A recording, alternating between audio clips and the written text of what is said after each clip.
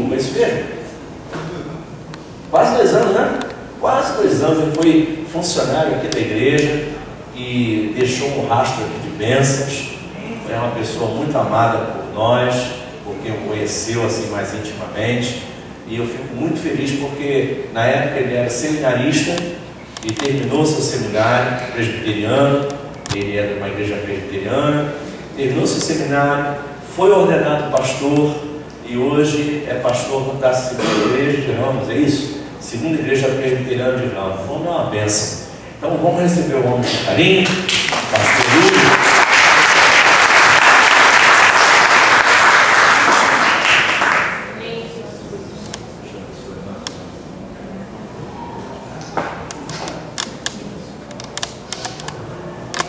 Graças a Deus, irmãos. Amém.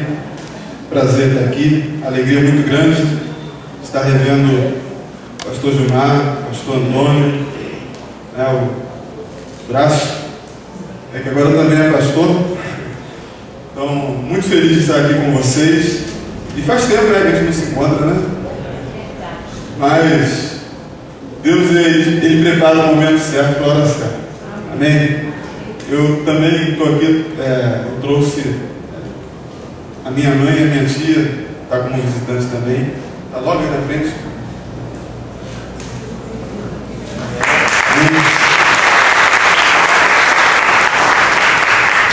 Minha mãe está aqui pela segunda vez, a minha tia pela primeira, né?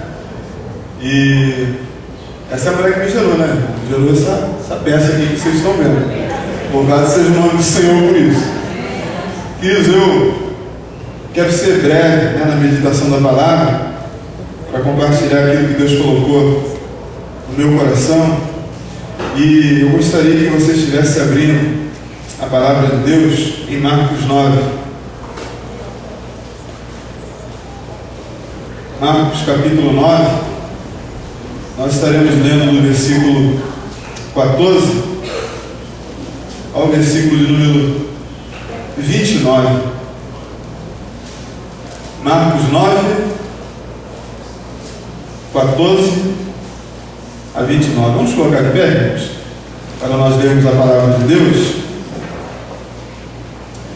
Como o pastor Antônio disse, eu estou pastoreando a igreja Segunda de Ramos, né? Segunda igreja presbiteriana de Ramos. Ela fica na rua Joaquim de Queiroz. Quantos aqui conhece a rua Joaquim de Queiroz? Você pode não conhecer de ter ido, mas você deve conhecer dos noticiários, né? Foi lá que aconteceu a invasão, né, do Complexo do Alemão. Agora eu moro bem, tá, irmãos? Moro num lugar pacificado, você pode me visitar lá em casa. Está tudo na bênção. Então é lá naquele território que antigamente era território de Satanás, hoje aquilo ali é fruto de oração, é território do Senhor. A honra e a glória do nome do Senhor, nós estamos ali fazendo a obra do Senhor. Marcos capítulo 9, versículo 14 a 29. Gostaria de estar procedendo a leitura com a igreja de forma alternada. Todos encontraram? Amém. Amém? Diz assim a palavra de Deus: quando chegaram onde estavam os outros discípulos, viram uma grande multidão ao redor deles e os mestres da lei discutindo com eles.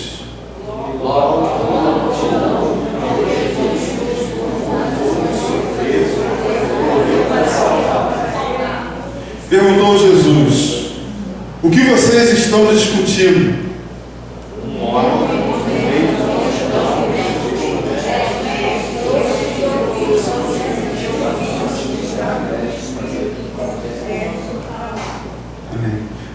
Onde quer que eu o apanhe, que o apanhe, jogue-o no chão, ele espuma pela boca, arranja os dentes e fica rígido. Pedi aos teus discípulos que o expulsassem, o espírito, mas eles não conseguiram.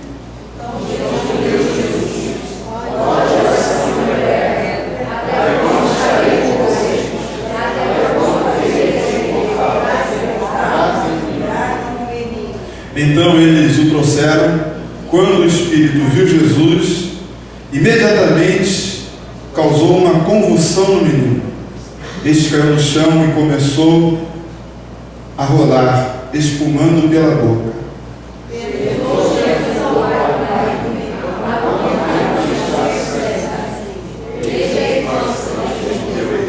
Muitas vezes, esse espírito o tem lançado no fogo e na água para matá-lo.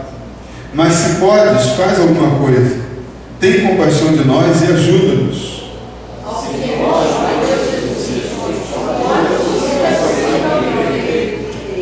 Imediatamente o pai do menino exclamou: creio, ajuda-me a vencer a minha incredulidade.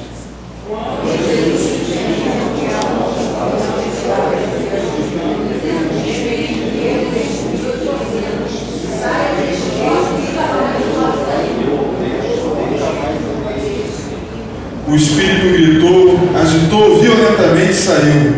O menino ficou como morto, a ponto de muitos dizerem: morreu.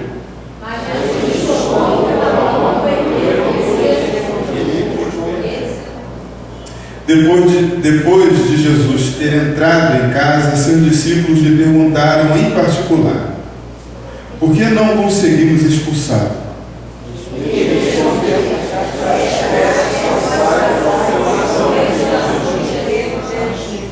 Amém. Louvado seja o nome do Senhor. Feche seus olhos, está orando. Senhor, nosso Deus e nosso Pai, nós louvamos o Teu nome pela Tua palavra. Nós louvamos o Teu nome, Senhor, porque o Senhor está presente aqui nesse lugar. Louvamos o Teu nome porque estamos na Tua casa, e a Tua casa, Senhor Deus, é melhor do que as tendas da perversidade. Nós queremos, ó Pai, no nome de Jesus, que a Tua voz fale ao nosso coração. Por isso, Senhor, ilumina a nossa mente. Ilumina, Senhor Deus, a luz do nosso entendimento e dos nossos olhos, para compreendermos nessa noite as maravilhas da Tua lei. Que seja assim na nossa vida, em nome de Jesus. Amém. Onde você se sentar, dê um abraço aí na pessoa que está do seu lado. Aleluia. Louvado seja o nome do Senhor.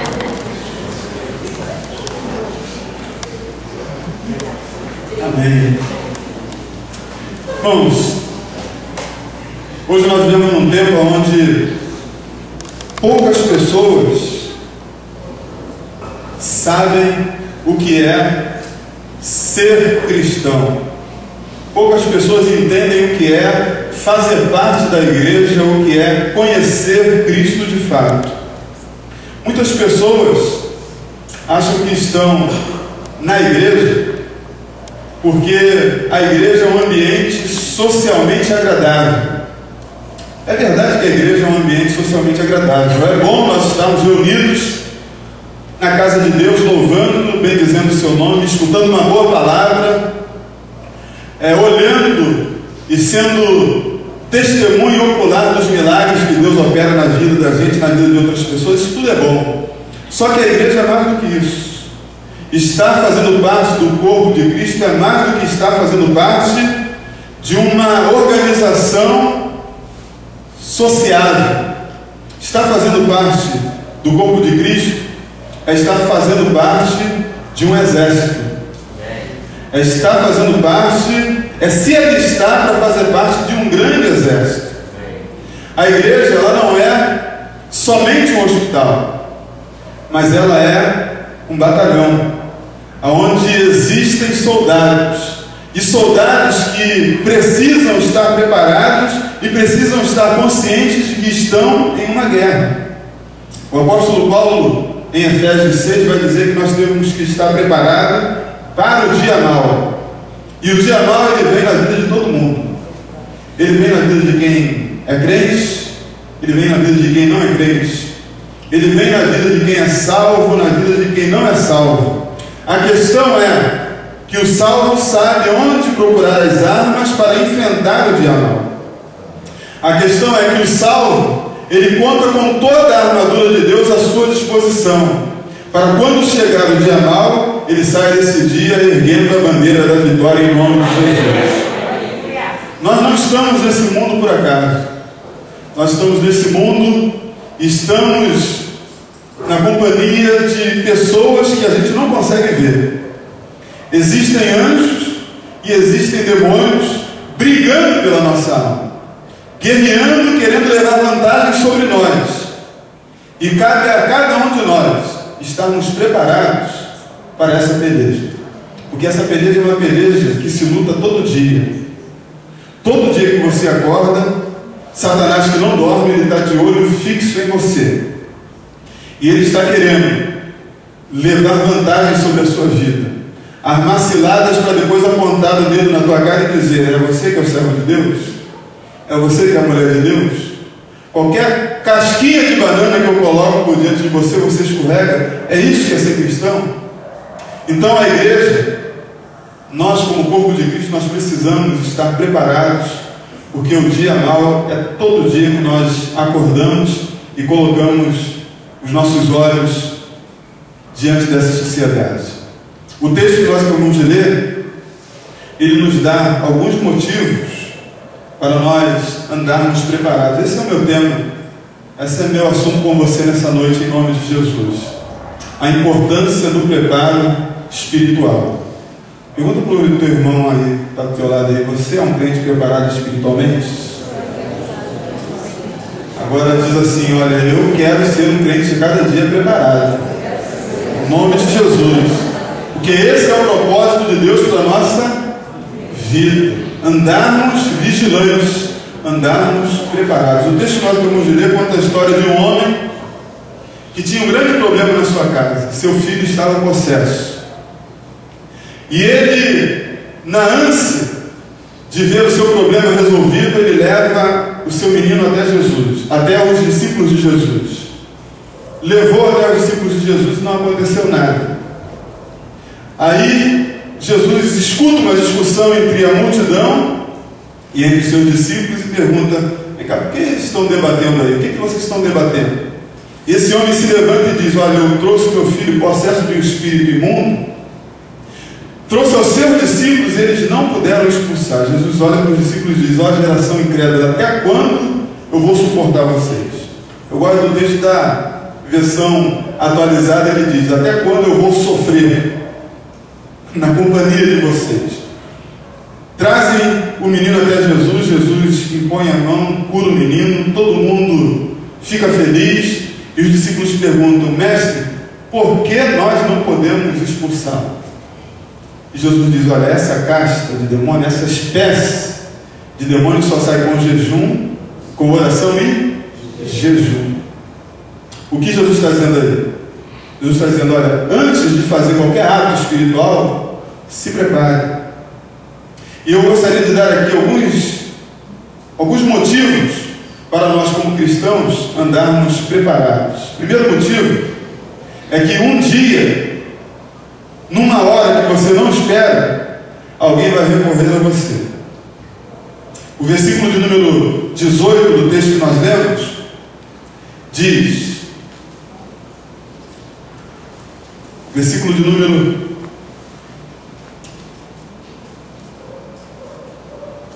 17 do texto que nós lemos, diz assim: um homem no meio da multidão respondeu: mestre, eu te trouxe o meu filho, que está com o espírito que o impede de falar. Onde quer que o apanhe, joga-o no chão e ele espume e arranha os dentes e fica rígido. Pedi aos teus discípulos que o expulsassem, mas eles não conseguiram. Irmãos, um dia onde os discípulos não estavam preparados, surgiu uma ocasião onde alguém levou uma pessoa necessitada da graça de Deus até eles. E o texto diz que eles fracassaram. Por que nós precisamos estar preparados espiritualmente? Porque um dia nós seremos agentes de Deus para socorrer outras pessoas. Alguém vai precisar da tua ajuda como um homem, como uma mulher de Deus. E você precisa andar preparado. Mês passado, eu estava na minha casa, lendo a Bíblia, preparando sermão. Agora, como pastor, a gente tem que preparar bastante sermão, né? E um dos defeitos do pastor é esse, né? Às vezes a gente lê a Bíblia só para preparar sermão, às vezes não lê a Bíblia para se edificar, né? Às vezes é mais para edificar a vida dos outros. Mas eu estava lá, e de repente meu telefone toca, e quem está do outro lado da linha é minha esposa. E a minha esposa está na casa de uma irmã da igreja. E essa irmã da igreja está com a minha mãe, está aqui presente, meu irmão e a minha esposa. E a minha esposa no telefone diz: olha, vem para cá, porque o filho da irmã fulano está possesso, está endemoniado, e a coisa aqui está complicada. Confesso que quando eu ouvi aquilo, eu fiquei um pouco chocado, porque a última experiência que eu tive de possessão, né? Não minha, mas de outros, a última experiência que eu tive com essa questão da possessão foi em 1900 não, foi em 2005. Foi um caso no meio da rua, eu conversando com um colega meu e ele ficou possesso. 2005, quando eu escutei que o rapaz que eu conhecia desde criança estava possesso, eu tremi na base. Eu me ajoelhei, pedi a orientação de Deus, orei, fomos lá, né, e quando a gente estava lá naquela batalha espiritual, o diabo falava assim: olha, vocês não estão preparados para me expulsar. Eu me lembro que nós dizemos assim: olha, nós podemos até não estar preparados, mas aquele que está conosco está sempre preparado, e você vai sair em nome de Jesus. E naquele momento em que o Espírito Santo, que o Espírito imundo saiu daquele jovem, ele desmaiou. Ele não conseguiu acordar mais. A mãe dele disse que ele só acordou no outro dia. Nós precisamos andar preparados, porque a qualquer hora Satanás ele pode nos surpreender, ou alguém vítima dele pode nos surpreender. A palavra de Deus nos ensina, irmãos, que o crente precisa andar preparado. A vida cristã é uma vida de luta, luta sem trégua, luta sem pausa. E se o soldado não andar preparado, ele perde a guerra e ele passa vergonha. Foi isso que aconteceu aqui com os discípulos. O homem levou o seu filho aos discípulos e os discípulos não puderam expulsar. Agora existe outro detalhe aqui, um outro motivo pelo qual nós devemos andar preparados. O outro motivo é a aprovação de Jesus. O crente que não anda preparado é um crente reprovado pelo Senhor Jesus. Jesus, quando ouve que os discípulos não conseguem expulsar aquele espírito daquele jovem, Jesus diz para os discípulos: ó geração incrédula, até quando eu vou ter que suportar vocês? Na revista atualizada é: até quando eu vou ter que sofrer? Até quando vos sofrereis? Por que Jesus diz isso? Porque os discípulos andavam com ele, porque os discípulos comiam na mesma mesa que ele, porque os discípulos andavam pelo mesmo chão empoeirado que Jesus andava. Mas os discípulos são condenados na sua incredulidade. Tem gente que está na igreja, ouve a respeito dos milagres de Jesus, mas é incrédulo. Os discípulos estão com Jesus há 3 anos e eles são incrédulos. Tem um monte de crentes, não crentes, no meio do povo de Deus. E isso causa repulsa e tristeza em Jesus. Jesus olha para os discípulos e diz: até quando eu vou ter que suportar essa raça? Esse povo que anda comigo e não crê no meu poder. Esse povo que diz que eu posso abrir portas, mas quando chega na vez deles, eles duvidam que eu posso abrir porta mesmo. Esse povo que diz que é cristão, mas quando chega em determinado obstáculo, eles retrocedem, eles não avançam. Irmão, Jesus te chamou para avançar.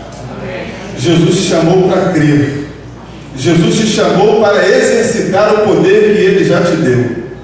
Existe um cântico que nós cantamos que é verdadeiro: maior é aquele que está em nós do que aquele que está no mundo. Deus conosco, nós somos maioria. E não existe diabo, não existe demônio que pode suportar a unção de um crente preparado pelo Senhor. A Bíblia diz que a unção despedaça qualquer jugo. principalmente os julgos levantados por Satanás. Nós precisamos andar preparados, porque nós seremos a qualquer dia surpreendidos. Você não sabe o que vai acontecer quando você sair daqui. Você não sabe o que está preparado para você dentro da sua casa. E se você for o único cristão na sua casa, é aí que você deve usar a autoridade que Jesus te deu mesmo. Porque você é a coluna de Deus lá dentro. E Satanás não pode colocar a pata onde o servo de Deus está. Ele tem que bater em retirada. A palavra de Deus ensina que nós precisamos andar preparados, porque nós podemos ser surpreendidos, porque se nós não andarmos preparados, nós faremos o coração de Deus sofrer, porque se nós não andarmos preparados, há um terceiro detalhe: nós precisamos andar preparados porque o nosso inimigo é um inimigo que não respeita absolutamente nada e nem ninguém. O versículo que nós lemos, o versículo de número 21, relata a pergunta feita por Jesus e a resposta do pai do garoto. Versículo de número 21 diz: Jesus perguntou ao pai do menino: há quanto tempo ele está assim? Resposta do pai do garoto: desde a infância, respondeu ele. Terceiro motivo pelo qual nós devemos estar preparados: porque Satanás, que é o nosso inimigo, ele não respeita a faixa etária de idade. Ele não quer saber se você é jovem, se você é velho, se você é adolescente. Ele não quer saber nem se você é criança. O texto diz que desde a infância aquele menino era atormentado pelo espírito que queria o matar. O objetivo aqui do espírito era matar o garoto. Por isso o lançava na água e o lançava no fogo. Vida espiritual começa cedo. Vida espiritual começa desde a infância. A palavra de Deus diz que um dos maiores reis de Israel, o rei Uzias, começou a reinar e agradar ao Senhor quando ele tinha 8 anos de idade. A nossa vida com Deus, ela começa cedo. Eu vejo muitos adolescentes dizendo assim: olha, esse negócio de vida com Deus é com o presbítero, com o pastor, com o diácono da igreja. Eu quero viver um pouquinho aqui e um pouquinho lá. Eu quero acender uma vela para Deus e a outra para o inimigo de Deus. Tem uma história muito interessante. A história de um camarada que teve um sonho aonde ele viu um muro. Essa é a história do crente em cima do muro. Aonde ele viu um muro. E no muro estava ele. E de um lado estavam os demônios e do outro estavam os anjos de Deus. Os demônios quietos, né? Tranquilos, jogando lá o seu baralho, tomando a sua cerveja. Uma cerveja com o demônio, tá, irmão? Se alegrando lá, né? Tranquilo. E os anjos do outro lado do muro, apavorados, dizendo: sai daí, rapaz, está num lugar perigoso. Aí o rapaz olhou para um lado, viu os anjos de Deus gritando, apavorados, querendo que ele descesse do muro. E os demônios quietos, né? Tranquilos. Aí tem uma hora que ele se incomoda com aquilo, olha para o diabo e pergunta assim: vem cá, vocês não vão reclamar a minha alma, não? Vocês não vão gritar igual eles, não? E o diabo diz assim: para quê? O muro é nosso. Então, irmão, não existe esse negócio de crente em cima do muro. Se você está no muro, saiba que o muro não é de Deus. Deus não tem compromisso com o crente em cima do muro. Ou você serve a Deus ou você serve a Baal. Ou você é luz ou você é trevas. A palavra de Deus nos ensina que santidade é ao Senhor. E se você está pensando que existe alegria no mundo, a palavra de Deus nos ensina que na presença do Senhor é que há plenitude de alegria. E na sua destra é que há delícias perpétuas. Quando é que tem a alegria do Senhor? Quando quantos aqui acreditam que a alegria do Senhor é a sua força? Dê um aplauso a esse Deus em nome de Jesus. Aleluia. Louvado seja o nome do Senhor. Mas a palavra de Deus ensina, irmãos, que Satanás não respeita a faixa etária de idade. Desde a infância, disse o pai do garoto, você precisa entender que você, como pai, como mãe, você é cobertura espiritual para o seu filho. Você precisa entender que você é sacerdote dentro da sua casa para abençoar a sua família. E não importa onde o seu filho está, não importa se ele está dentro ou fora do caminho do Senhor, você tem autoridade de Deus para ministrar sobre a vida dele e para repreender qualquer coisa que se levante contra ele ou que esteja dominando. E você tem autoridade para expulsar isso em nome de Jesus. Não entregue os pontos. Se prepare. Não entregue os pontos. Se arme contra as ciladas do diabo. Porque a vitória de Deus na tua vida está perto. A vitória de Deus na vida da tua família está perto de você. Eu quero dizer mais, ela só depende do teu preparo.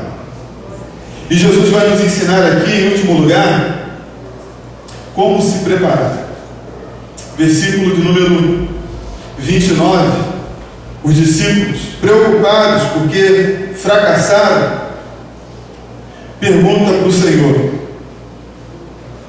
por que não conseguimos expulsá-lo? Resposta de Jesus: essa espécie só sai pela oração e pelo jejum. A frase jejum aqui, ela não se encontra em muitos manuscritos, né? Mas não significa que isso interfira no texto. O que Jesus está dizendo aqui é: essa caixa de demônios só sai com oração. O que é oração, irmãos? Oração é diálogo com Deus. Eu só tenho diálogo com alguém que eu quero ter intimidade. Sabe qual é o segredo do preparo espiritual para a minha vida e para a tua vida?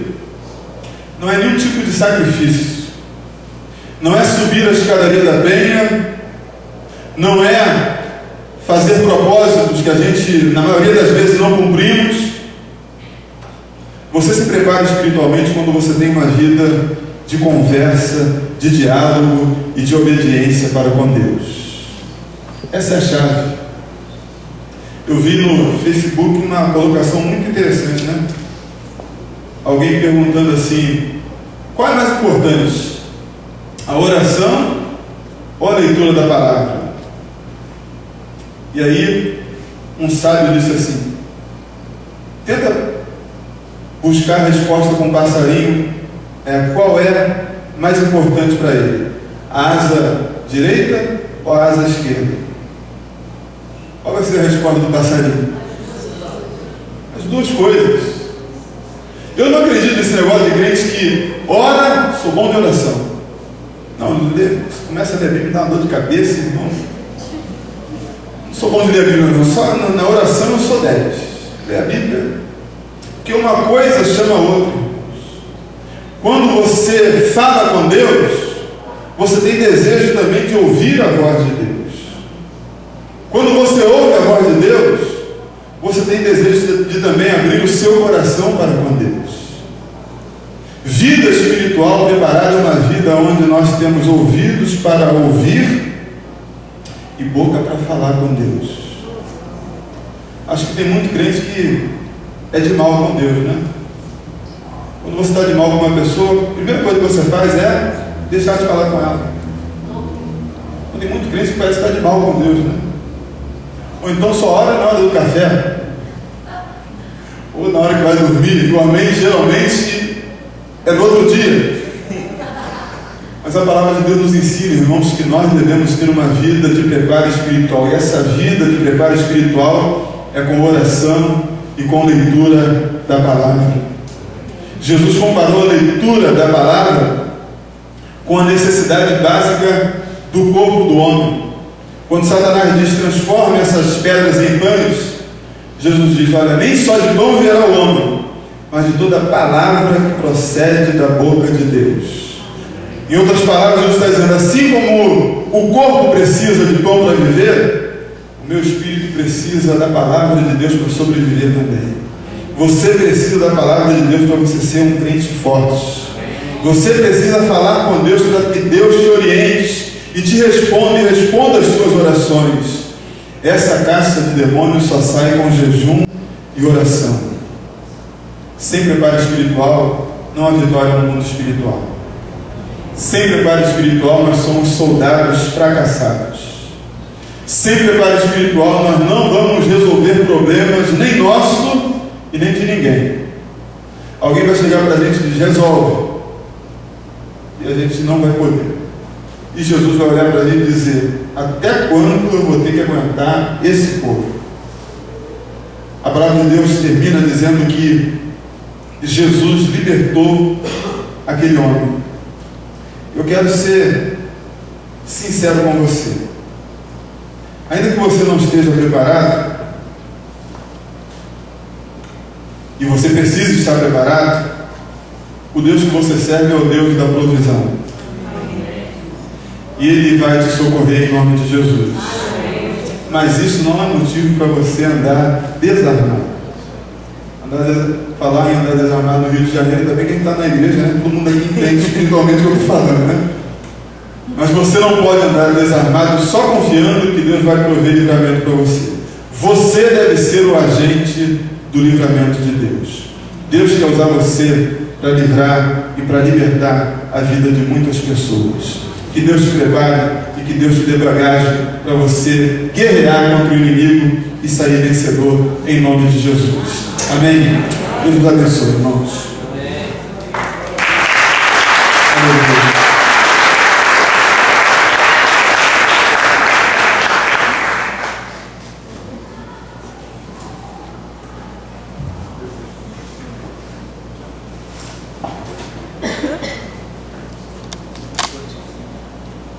Amém. Você foi abençoado aí? Eu também fui. Vamos ficar em pé.